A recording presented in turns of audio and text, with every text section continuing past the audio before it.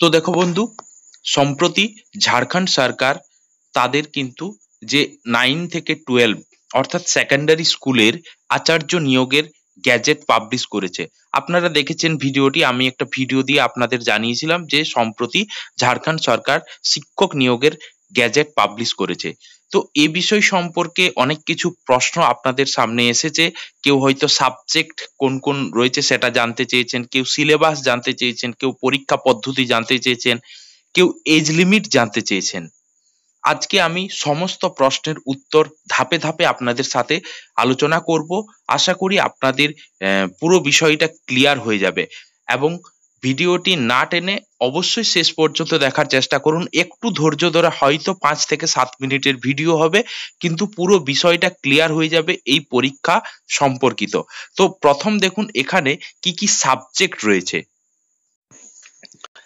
আমি একে একে আপনাদের সাথে সিরিয়ালি আলোচনা করছি। প্রথমে রয়েছে হিন্দি, তারপরে রয়েছে ইংরেজি, সংস্কৃত, অর্থশাস্ত্র, ভূগোল, ইতিহাস, ভৌতবিজ্ঞান, তারপরে হচ্ছে কেমিস্ট্রি, রসায়ন শাস্ত্র, তারপরে রয়েছে জীববিজ্ঞান।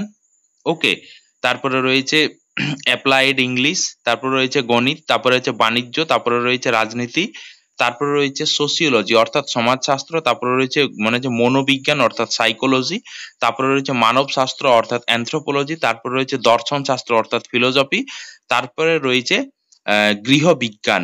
গৃহবিজ্ঞানের মানে হচ্ছে হোম সায়েন্স। তারপরে রয়েছে ভূগর্ভ শাস্ত্র জিওলজি, তারপরে হচ্ছে উর্দু, সান্তালি, বাংলা, মুন্ডারি, হো, কুড়ুকু, কুড়মালি, নাগপুরি, পঞ্চপরগনিয়া, খোট্টা, উড়িয়া।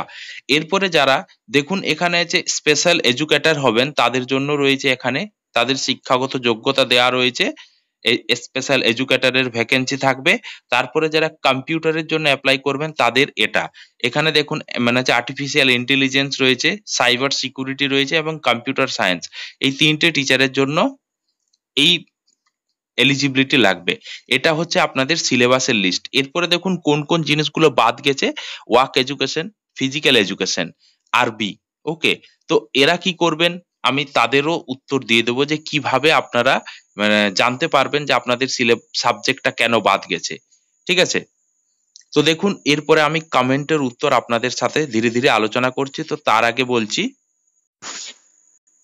তো আশা করি আমাদের ভিডিও ভালো লাগছে আপনাদের। তো জিএস গুরু পুরুলিয়া অবশ্যই কিন্তু চ্যানেলটা আপনারা সাবস্ক্রাইব করে দেবেন, এই যে বাটনটা চিপে আপনারা সাবস্ক্রাইব করে দেবেন, আর ভিডিও থাকলে একটা করে লাইক করে দেবেন যাতে করে পরের ভিডিওটা খুব তাড়াতাড়ি আপনার কাছে পৌঁছে যায়। তো দেখুন এখানে হচ্ছে যারা ঝাড়খণ্ডের জন্য প্রিপারেশন নেবেন এই ধরনের ভিডিও আপনাদের সাথে পাবেন এবং পুরো ডিটেলস ক্লাস আপনাদের সাথে কিন্তু আলোচনা করা হবে। যারা পেপার 1-এর জন্য প্রিপারেশন নিতে চান, তো দেখুন এইটা হচ্ছে পুরো ডিটেলস ভিডিও, দেখুন ট্রাইবালস অফ ঝাড়খণ্ড।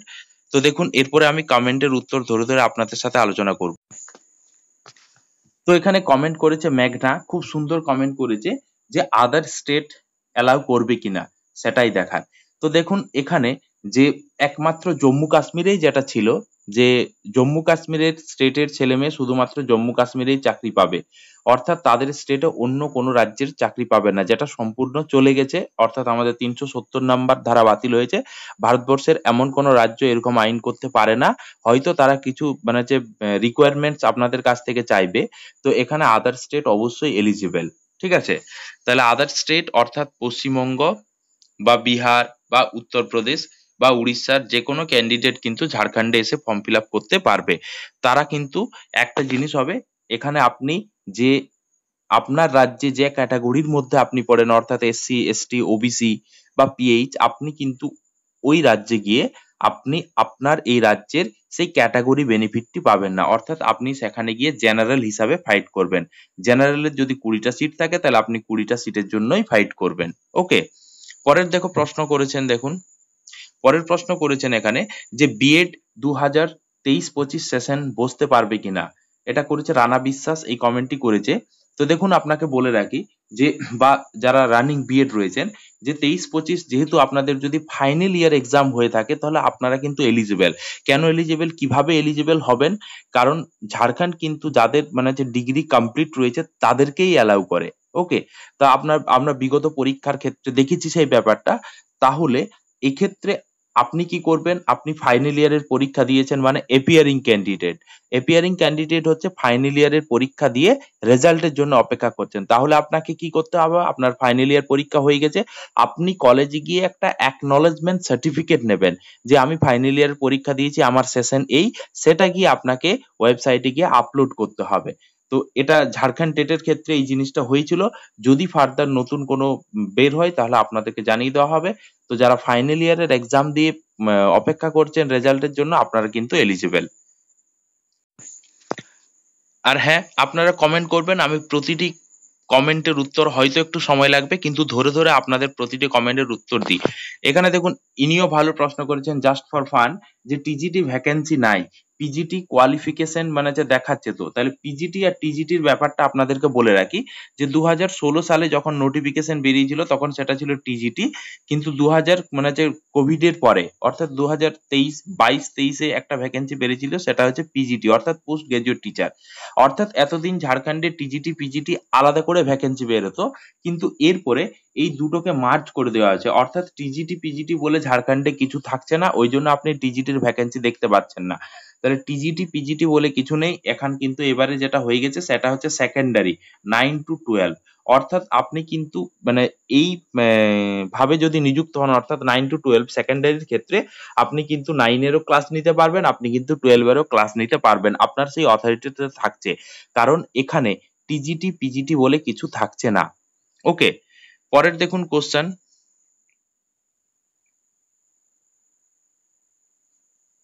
পরের কোশ্চেন, স্যার পিআরটি কবে হবে? তো দেখুন, এখানে পিআরটি আপনাকে বলে রাখি যে পিআরটি একটা সিলেবাস সংক্রান্ত কেস হয়েছে এবং সম্প্রতি একটা ভাইরাল হয়েছে সোশ্যাল মিডিয়াতে যে ঝাড়খণ্ড টেট ক্যান্সেল হয়ে গেছে, তার কিন্তু অফিসিয়াল নোটিফিকেশন বা গ্যাজেট এখনো পাবলিশ হয়নি। তো যারা যদি ক্যান্সেল হয়ে থাকে তাহলে কিন্তু যারা এক্সিস্টিং ক্যান্ডিডেট রয়েছে তাদের অ্যাপ্লিকেশনটা থেকে যাবে, নতুন করে আবার অ্যাপ্লিকেশন শুরু হবে। তো সিলেবাস সংক্রান্ত মানে সমস্যার সমাধান হলেই কিন্তু পিআরটি বা আপার প্রাইমারি ডেট এক্সামের ডেট কিন্তু ডিক্লেয়ার হয়ে যাবে এবং 2025 সালেই কিন্তু পরীক্ষাটি হবে।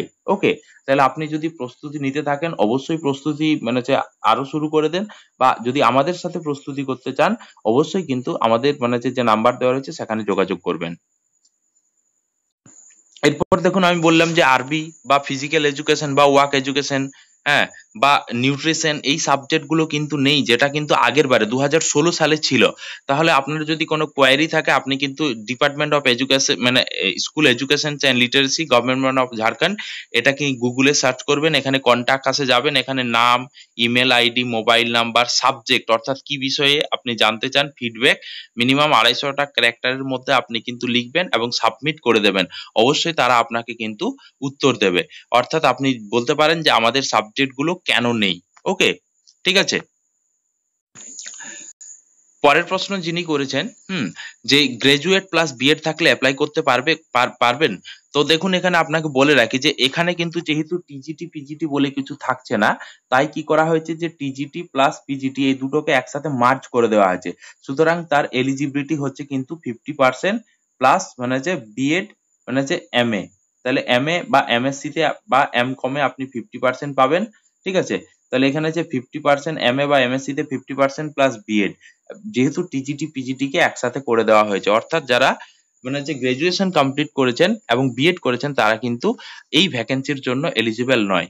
এরপর দেখুন, পরের যে কোশ্চেনটি করেছেন যে এডুকেশন সাবজেক্ট আছে, তো আপনাকে বলে রাখি যে ঝাড়খণ্ডে কিন্তু এডুকেশন সাবজেক্ট পড়ানো হয় না, অর্থাৎ আপনি কিন্তু এডুকেশন সাবজেক্টটা ঝাড়খণ্ডে পাবেন না।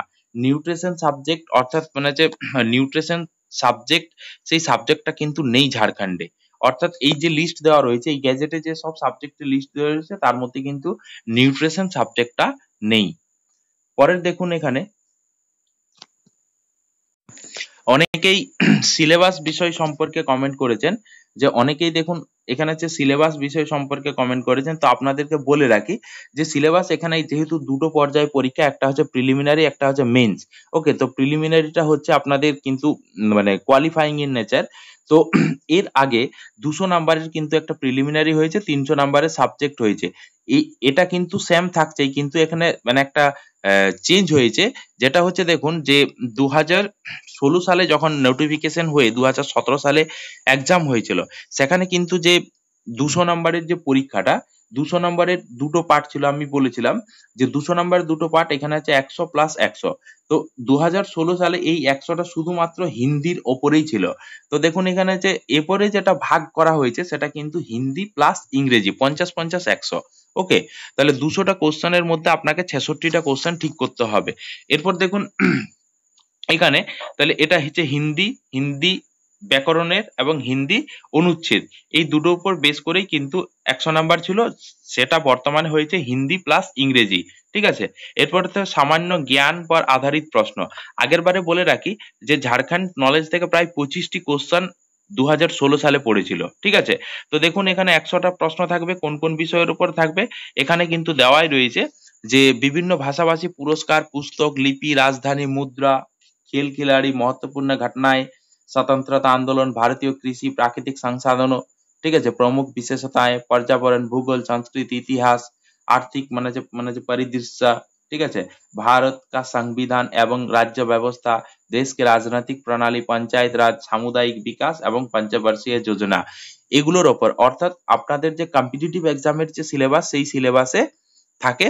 এবং দেখুন এখানে যে इनमें झारखंड, भारत और पड़ोसी देशों की संबंध में विशेष रूप से यथा संबंध प्रश्न पूछा जा सकता है। অর্থাৎ ঝাড়খণ্ড এবং পাশের দেশ সম্পর্কেও কিন্তু আপনাকে প্রশ্ন করা হবে। এরপর দেখুন এখানে রয়েছে যে ঝাড়খণ্ড রাজ্য की भौगोलिक स्थिति এবং রাজনৈতিক স্থিতি की सामान्य जानकारी। ওকে, তো 2016 সালে কিন্তু প্রায় 25টি কোশ্চেন এখান থেকে ছিল। আমার কাছে কোশ্চেন রয়েছে, আপনাদের সাথে আমি ধীরে ধীরে সে বিষয় নিয়ে আলোচনা করব। ঠিক আছে, তো এরপর দেখুন সামান্য বিজ্ঞান থাকবে অর্থাৎ জেনারেল সায়েন্স থাকবে। এরপর হচ্ছে মানসিক क्षमता जांच অর্থাৎ রিজনিং এর কিছু কোশ্চেন থাকবে। এবং দেখুন এখানে হচ্ছে ঝাড়খণ্ড রাজ্য সে সম্বন্ধিত জ্ঞান অর্থাৎ ঝাড়খণ্ডের ইতিহাস, ভূগোল, মানে হচ্ছে সভ্যতা, সংস্কৃতি, ভাষা, সাহিত্য, জ্ঞান, মানে হচ্ছে স্থান, তারপরে হচ্ছে খান खनिज, এই করে ঝাড়খণ্ড রাষ্ট্রীয় আন্দোलन में झारखंड का योगदान, विकास योजनाएं, खेल खिलाड़ी, व्यक्तित्व, नागरिक उपलब्धियां, এই করে হচ্ছে বহুত মানে হচ্ছে অনেক ইম্পর্টেন্ট জিনিস রয়েছে। অর্থাৎ ঝাড়খণ্ড নলেজ এখানে কিন্তু যে মানে ভালোভাবে পাস করতে গেলে কিন্তু ঝাড়খণ্ড নলেজ একটা বিশাল বড় ফ্যাক্টর হয়ে আপনাদের সাথে দাঁড়াবে। ঠিক আছে, তো এটা হচ্ছে কিন্তু সিলেবাস। এরপরে অনেকে আবার প্রশ্ন করেছেন যে নেগেটিভ মার্কিং এর ব্যাপারে। তো আপনাদের বলে রাখি যে নেগেটিভ মার্কিং এখানে কিন্তু ছিল না। এবার দেখুন নোটিফিকেশন বের করবে ঝাড়খণ্ড স্টাফ সিলেকশন কমিশন, যে এসএসসি। তো দেখুন দিনের পর দিন কিন্তু কম্পিটিশন বেড়ে চলছে, তাহলে সুতরাং একটা আপনারা ধরে নিতে পারেন যে নেগেটিভ থাকতেও পারে। ঠিক আছে, আবার না থাকলে খুবই ভালো। তো আপনি সেটা ধরেই এগোবেন যে নেগেটিভ মার্কস থাকবে, আমাকে সেই মতো করে, অর্থাৎ যত বেশি স্কোর করতে পারবেন আপনার তত বেশি লাভ। তো এখানে আছে দেখুন পেপার ওয়ান কে অনেকে লেস ইম্পর্টেন্ট করে, পেপার ওয়ান কে আবার বেশি প্রায়োরিটি দেই। ঠিক আছে, আমি দুটো বলবো না যে আপনি পেপার ওয়ান কে বেশি প্রায়োরিটি দেবেন না পেপার ওয়ান কে বেশি মানে লেস ইম্পর্টেন্ট করবেন, সেটা আপনার উপর ডিপেন্ড করে। কিন্তু দেখুন এখানে ভালোভাবে পাস করতে গেলে অবশ্যই পেপার ওয়ান আপনাকে ভালোভাবে প্রস্তুতি নিতে হবেন। ওকে, তো দেখুন এখানে যদি পেপার ওয়ান এর প্রিপারেশন নিতে চান অবশ্যই কিন্তু আমার সাথে যোগাযোগ করবেন এবং নিঃসন্দেহে আপনি থাকবেন পেপার ওয়ান এর জন্য, আপনাকে মানে হচ্ছে আর কোথাও যেতে হবে না। তো যাই হোক, আমি আজকে বেশ কিছু প্রশ্নের উত্তর আপনাদের সাথে তুলে ধরলাম। আশা করি আপনাদের যে গ্যাজেট সম্পর্কিত তথ্য পুরোটাই ক্লিয়ার হয়ে গেছে।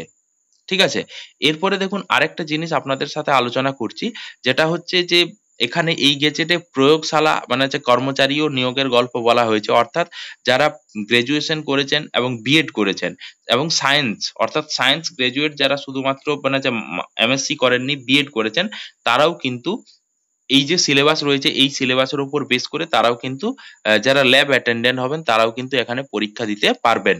ঠিক আছে, তো যাই হোক, আশা করি এই ধরনের নিত্য নতুন ভিডিও পাওয়ার জন্য অবশ্যই কিন্তু ভিডিওটি লাইক করবেন এবং একটু শেয়ার করে দেবেন। Thank you.